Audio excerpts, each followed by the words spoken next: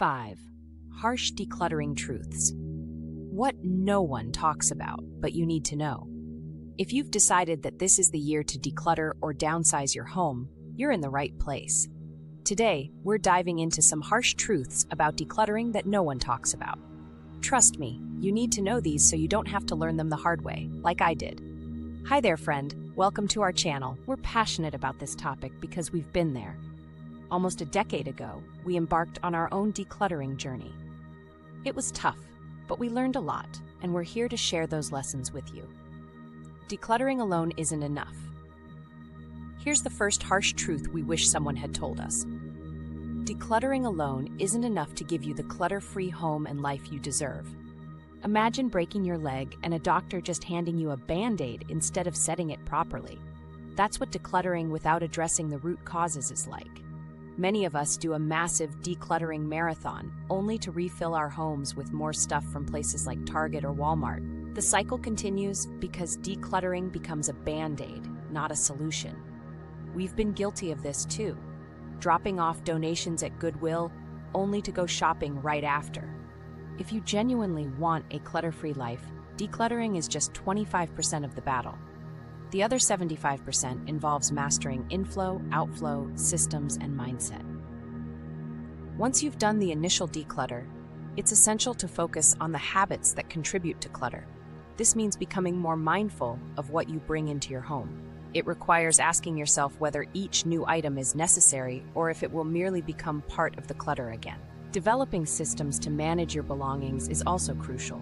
Organize your home in a way that makes sense for you and your lifestyle, so things are easier to put away and less likely to become a mess again.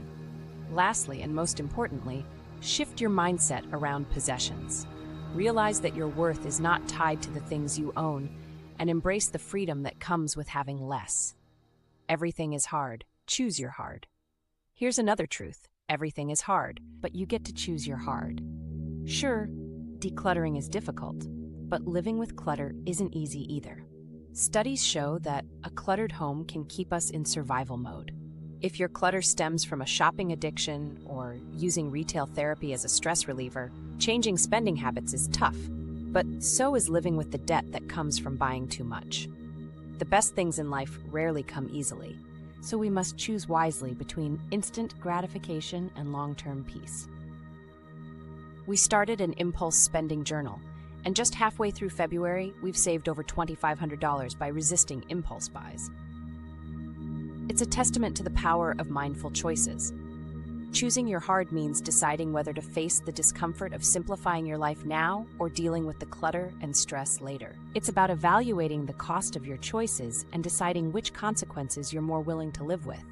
The short-term effort of decluttering can lead to long-term serenity, while the temporary relief of buying more can lead to lasting chaos. Embrace the challenge of breaking free from clutter and watch as your environment and your mental space transform. The use it or lose it rule. The third truth involves the use it or lose it rule. We've seen so many people saddened by finding donated collections at thrift stores, items that were once cherished, now given away. We understand the sentimental value of these items, but our homes should serve us, not the other way around. Just because a collection brought joy to someone else doesn't mean you must keep it forever. If you don't love or use something, it's okay to let it go. This mindset shift is crucial for a clutter-free home. Sentimentality can be a significant barrier to decluttering. Many of us hold on to things because they remind us of loved ones or precious moments. However, it's important to remember that memories aren't in the items themselves, they live within us. Consider taking a photo of an item before letting it go if it holds sentimental value. This way you can keep the memory without the physical clutter. Also, remember that by letting go of things you don't use, you're making room for new experiences and opportunities. No one wants your stuff. Next, let's talk about the reality that no one wants your stuff. Hoarding disorders are rising, and many realize their kids don't want their possessions. We experienced this firsthand. Our families amassed collections thinking they'd be valuable someday, only to find out they weren't worth much. This is due to the endowment effect, where we overestimate the value of our possessions. Remember, one man's trash is another man's treasure, but sometimes your treasure might not be wanted by anyone else. Focus on removing items from your home to create space for what truly matters. It can be disheartening to realize that the things you've cherished may not hold the same value for others. This truth is particularly poignant when it comes to family heirlooms or collections that you imagined passing down. The key is to detach emotionally from your possessions and focus on the life you want to lead. Think about the freedom and peace that come from owning less. If you have things you believe are valuable, consider selling or donating them to someone who will appreciate them. But don't be discouraged if they don't fetch the price you expected or aren't received with enthusiasm. There's no secret to decluttering. Finally, the last harsh truth. There's no secret to decluttering. Various methods exist, from the 4-box method to the KonMari method. But no matter how good a system is, it won't work unless you start. We recently finished an audiobook called The 12-Week Year by Brian P. Moran, which emphasized that the barrier to our potential isn't a lack of information, it's execution. Progress happens when you take that first step.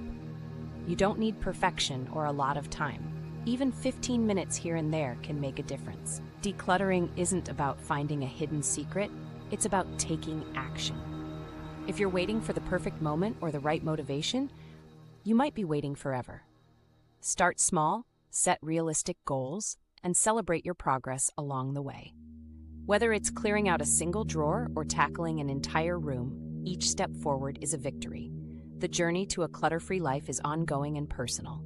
Tailor your approach to suit your needs, and remember that consistency is key.